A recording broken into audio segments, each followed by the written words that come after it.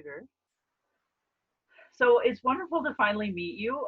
My name's Michelle Robinson, but I do a podcast called Native Calgarian, and I'm just honored to finally meet you and talk to you a bit about racism in Alberta, but very specifically, you put out just such a great article about the racism that we're seeing down, especially on the Filipino community down south. Mm. Now, I was just wondering, what made you decide to write about it, and what was even the process of getting in the media like for you? Yeah, for sure. So I think to get some context, the reason why I focused so much on this story is because growing up, my dad actually worked at the JB, or he worked at the meatpacking plant in Brooks. So so I was closely following the outbreaks. And the thing that I guess shocked me about the outbreaks was the scale. Uh, so there's a few like big stats. For example, the outbreaks at the two plants actually have more cases than all of Edmonton. 26% of cases in Alberta are actually in meatpacking plants, but also continuing care facilities. So places that have very similar demographics of workers. So the reason why I was, motivated to wade into this was because of that personal connection, but also because of the scale of this. In terms of, I guess, what motivated me to, I guess, initially write about it. To be honest, I was a little nervous because I was kind of going a little bit against the grain because it's very easy to, I guess, critique the UCP and their decisions, but I kind of went a step further and I critiqued Dr. Hinshaw, but also the Alberta government and occupational health and safety.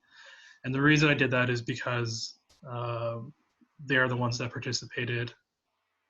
Sorry, just to backtrack a bit. Yep. April 6th is, I think, when the first case was. April 12th is when the community wrote a letter requesting that the plant be shut down. Then April 18th, this call happens where government medical officials basically say, no, it's safe, it's totally okay. And then April 20th is when the Cargill plant finally closes. So clearly a lot of people failed here, and it's not only on the UCP. So I think that's, in a very roundabout way, that's what motivated me to write about what I wrote about. I'm really glad you did. I think that there needs to be a bigger spotlight. I've personally met a lot of folks in the Northeast here who, are really great leaders, but they are really afraid to speak out against what the government is doing. And then to take it a step further and talk about, from the medical perspective, here we had a green light given, and yet look what happened. So a lot of the commentary that I've seen too, and I should just be honest, I grew up with Dina, and I thought I've been talking about racism in healthcare for years because of my personal experience that I had trying to give birth to my daughter. But then as an Indigenous advocate, I just see it over and over and over, the regular racism that we face. Yeah. So to see you call out Alberta Health was really great because I've been trying to, tell MLAs, like, we need to institute anti-racism training to all public service. Truth and Reconciliation Commission, called the Action 57, is anti-racism training and Indigenous education for all public servants. And it's not getting through. As much as people, do wonderful airy-fairy conversations about reconciliation, it's not getting through, and you're not seeing that substantial change and shift. Sure. I think the interesting thing there, and I think one thing that makes me a little frustrated because I don't only, I guess, write about this topic, I also write about other topics like historic racism in Alberta. But one interesting thing about COVID is that in Canada, it seems like a lot of people are taking a approach that's like racially blind or whatever, or like an approach that intentionally ignores race. So if you look at the United States, for example, there's so many cases, so many articles and so many people speaking about how COVID is impacting certain communities more than other groups. While in Canada, it's much more difficult to have that conversation. I think it was in Ontario, their chief medical officer actually pushed back on having race-based data, and the medical officer did that by saying that COVID does not discriminate. But and actually, thankfully, there was a lot of pushback on that. I think the city of Toronto said that they're going to collect their own race-based stats. I don't know if the province later decided that they're going to. But if you look at Alberta, I think a lot of people feel that it's the same, where we, like, COVID doesn't discriminate based on race or whatever. But oh, and sorry, and the problem with that is that it allows, I guess, officials to effectively escape criticism whenever community raises concerns, and it's effectively a way to gaslight a community too, because here you have this community in Brooks, and this community of workers that also that also that also work at the so, sorry, sometimes I jump over my words a little bit. But anyways, yeah, so you have these communities of workers, and they're obviously complaining, but it's hard for them to be taken seriously because government, healthcare, civil society, even media, to be frank, kind of pushes back and says, wait, you know, uh, that's just what you say. There's no evidence, but the reason there's no evidence is because they choose not to collect evidence. 100%. Yeah. So, and I guess to like to kind of close this, I don't know. I think a good way to summarize this point is, if you look at how these outbreaks have been talked about, they've been often talked about as mistakes, and mistakes where we can learn from or whatever. And the reason I take issue with that is because if any other place in this province, like let's say the U of A, accounted for more cases than the entire city of Edmonton, then there would be outraged. You know, I've said this before, but I guarantee you that people would be held accountable. I guarantee you that the U of A, assuming it was open, so like assuming it's open in in uh, in this example, would be closed immediately. Like uh, there there would be no delay. Yeah. There would be no call where health officials try to calm down U of A students or whatever. So it's no accident that this happened at this plant. Like for me, it's not simply a mistake.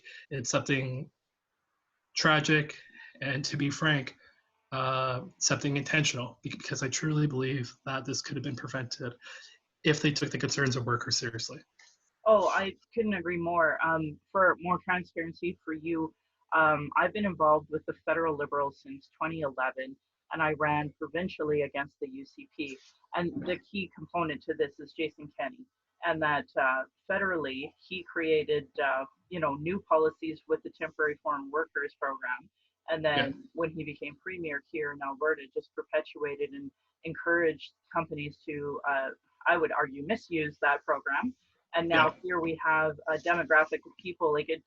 Just to add to your point about media being complicit, I mean, for them to not illustrate the difference between somebody who has rights as a citizen compared to those who don't have a right as temporary foreign workers, and then to, yeah, showcase, like, we have white supremacy so ingrained in our media, and for them to not never point out the fact that people of color are overrepresented and that there's racial bias, like, I just can't even take it anymore. And that was part of the reason why my husband encouraged me to get this podcast going, because we are just never going to have those productive conversations through mainstream media when they are so blind to their white supremacy and white privilege. So yeah, for sure. And that's why I appreciate you taking the time to have this conversation. I think something interesting is, if you look at I guess media's um, kind of response to this, you have a few columns, and one column was written by David Staples, and David Staples kind of wrote this article saying that Dr. Hinshaw is not to blame.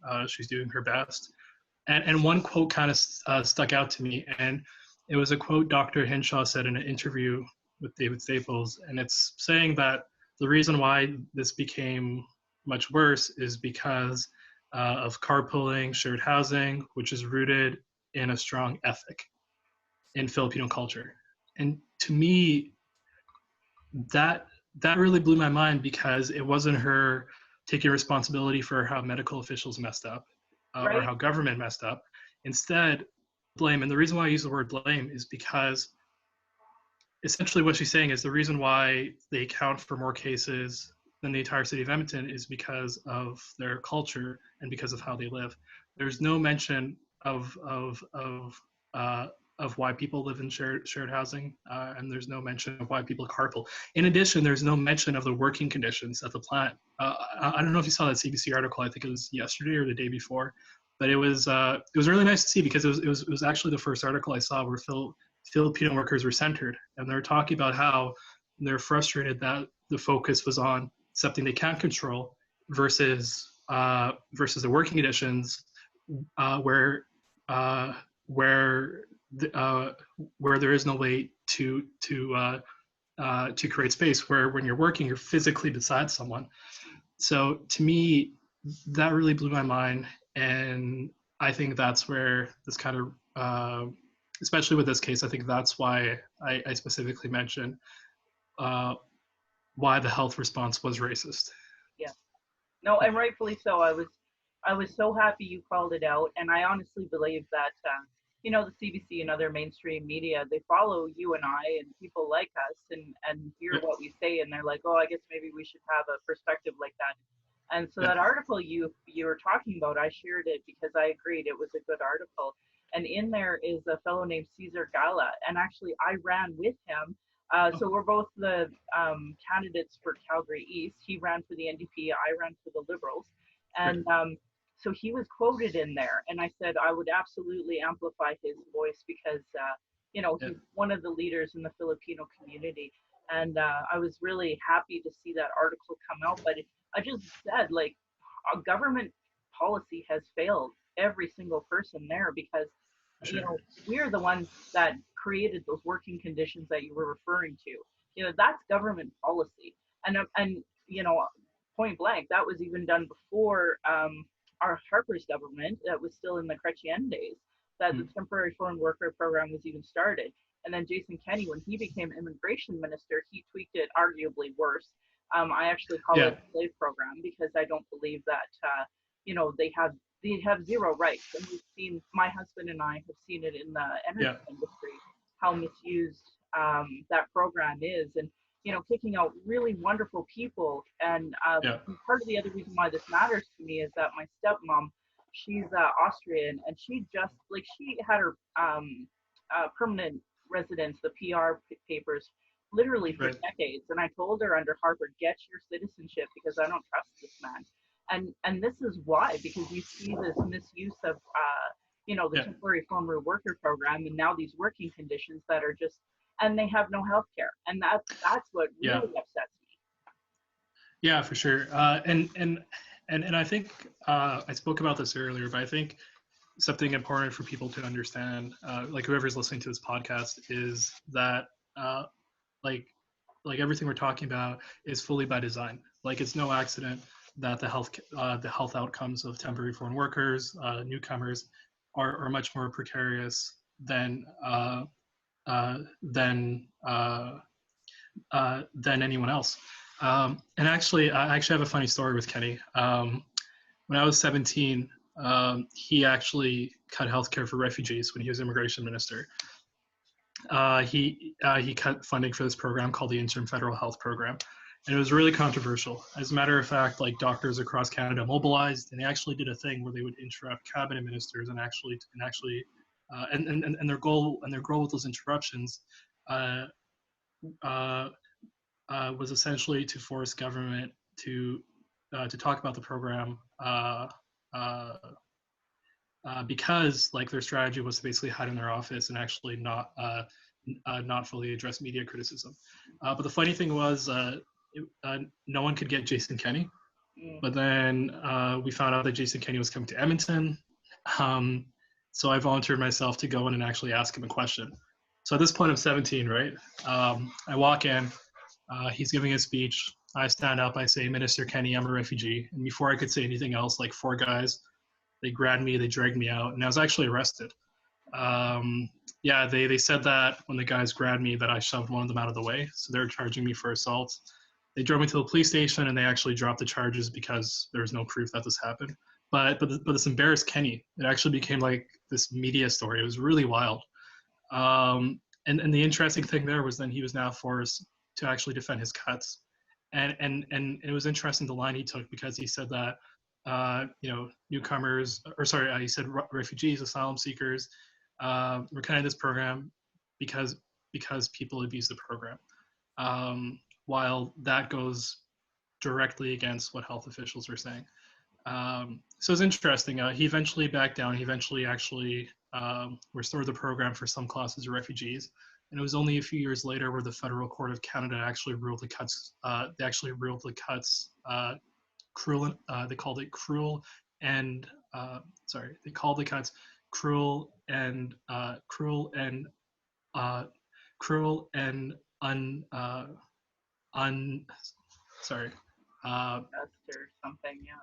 Uh, I do uh, remember this. That's why, yeah, yeah, I'm really glad you brought it up, because I yeah, wish I could forget these things, but I can't either. yeah, And yeah. So unfortunately, I wasn't, arrested by 4 cops, and I hate that you had to go through that trauma. it was wild, but I think the interesting like moral of that story is like there's a very consistent history with Kenny, not really caring about the health outcomes of he doesn't really. There's this long history of him not really caring about the health outcomes for anyone that is not Canadian. Yep. So when we're looking at this, we should also put that into his context of his history. Yeah. Sorry. I know I'm kind of jumping around at points, but No, I I hope that think makes it's really sense. important, because, like, as much as you and I want to talk about your one article that just came out, there's a bigger point here, where there is a Yeah. long history of Jason Kenney being, like, what was in history of showing his the way he racializes or targets racialized communities, and the way he Yeah. has always used his government policy to literally hurt people who's not Catholic and who's not white, basically. So I'm grateful that you Yeah. were able to come here and go back and give that history, and then share your story about what happened, because I think a lot of people, they forget, frankly, and they'll forget before the next election. And that makes me sad, because I mean, federally and Yeah. now provincially, we have those examples of his targeting of ethnic communities, frankly. So yeah. So I appreciate you coming on. Yeah. For sure. Is there any other points that Oh, you no worries. kind of want to get out? Because I want to give you full time to Yeah. say what you need to say. Yeah. So I guess like I so I guess one thing I would like to close on is that it's obviously a very negative situation that so many of these workers are in. I am optimistic that um, I'm hopeful that things will eventually work out for them. But I think looking at this from a larger context, if there's any takeaway, I'm hoping that health officials, government truly understand how COVID will impact some communities um, much more. And I think moving forward, in terms of practical things we can do, we have to collect race-based data, um, and we also have to listen to workers when they're spending weeks talking about their concerns. We have to do much more. We have to do much more than have video inspectors, review videos. They have to be there on the ground. Yeah. And at the end of the day, all this is based on the principle that the first step of solving a problem is uh, uh, is the first step of solving a problem is by recognizing that there is a problem. Yeah. And if we keep deciding to put our heads in the ground, then at the end of the day, workers, racialized people, they uh, they in my opinion, uh, are uh, are going to be the ones uh, who are hurt most by this. Yeah. They suffer Yeah. the biggest consequences, and I don't know how people sleep at night. I'm not gonna lie.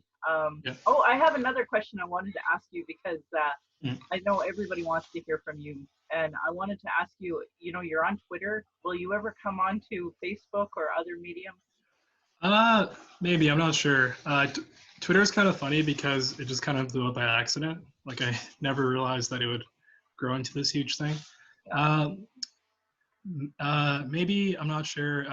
Right now, I'm not sure if people know, but I'm actually working in the Navy, and my goal is to sail for a few years. And I want to do that so that I can learn how to sail, but also eventually be able to pay for law school.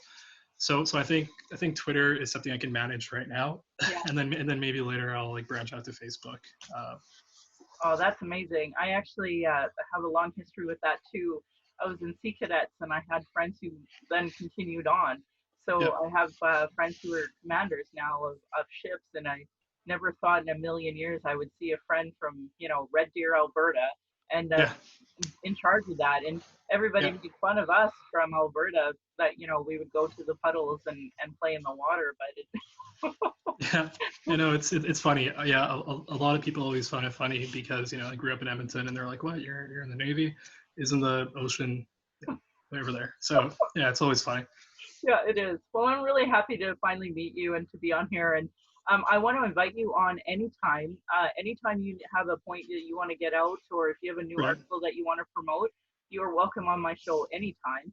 And yeah, I am actually kind of surprised. My husband will tell me who listens, and I am shocked. There's usually about 3,000 downloads, so it Oh will wow. get Yeah, out.